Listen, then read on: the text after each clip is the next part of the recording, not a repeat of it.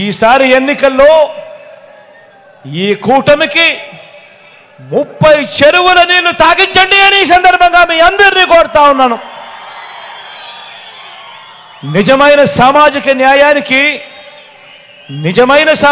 న్యాయానికి జై కొట్టండి అని సందర్భంగా తెలియజేస్తా ఉన్నా. కాబట్టి రాబోయే రోజుల్లో పేదలకు పెత్తందారులకు మధ్య జరగబోయే ఎన్నికల కురుక్షేత్ర యుద్ధంలో జరగబోయేదేమిటో తెలుసా? జరగబోయేదేమిటంటే ప్రజలకు మంచి చేసిన ఫ్యాను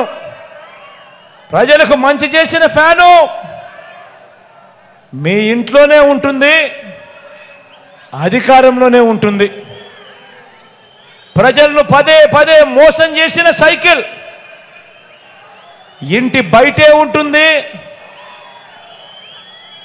బాబు ప్యాకేజీను గటగట తాగేసి తన వారిని తాకట్టు పెట్టిన గ్లాసు సింక్లోనే ఉంటుంది.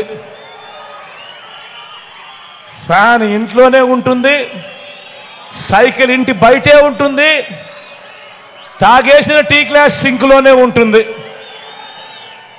ఇది ప్రజల మాట.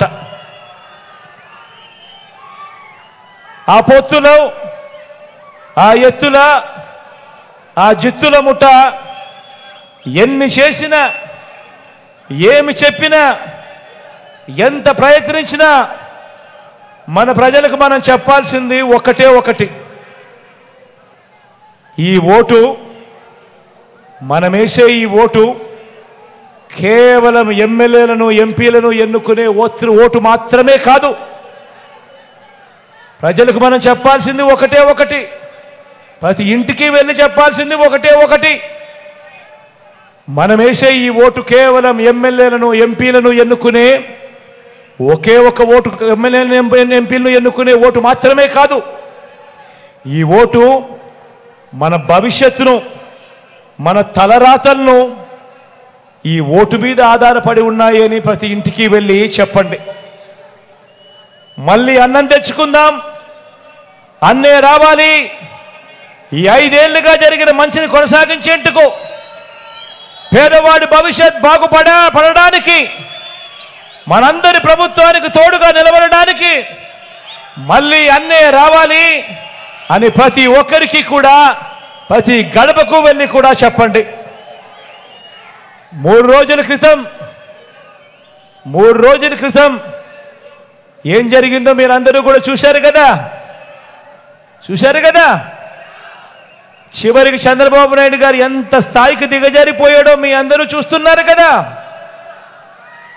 లక్షల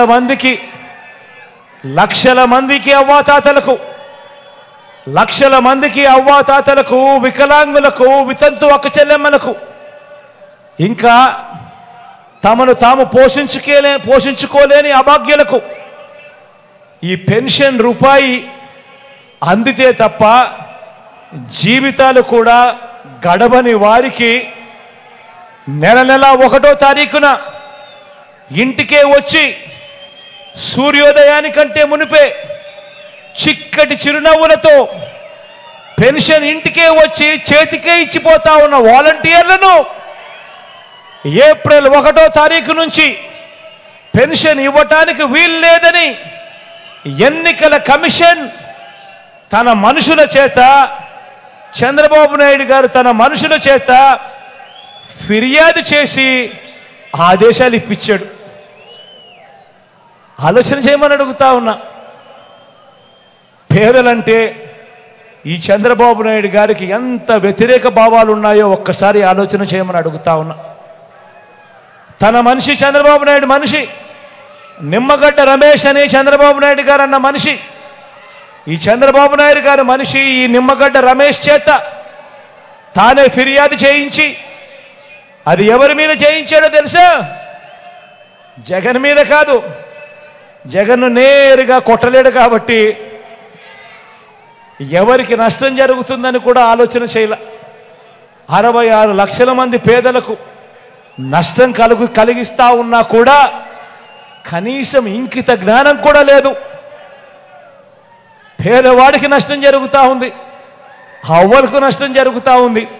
నడవలేని వయసులో ఉన్న ఆ అవ్వలకు చేతనైతే ఇంటికెళ్ళి తోడుగా ఉండి ఇప్పించే కార్యక్రమంలో శభాషం చెప్పాల్సింది పోయి ఆ వాలంటీర్ వ్యవస్థనే ఏకంగా రద్దు చేసే కార్యక్రమానికి శ్రీకారం చుడతా ఉన్నాడు అని అంటే ఇలాంటి మనిషిని ఏమనాలి అని ఒక్కసారి ఆలోచన చేయమని అడుగుతా ఉన్నా.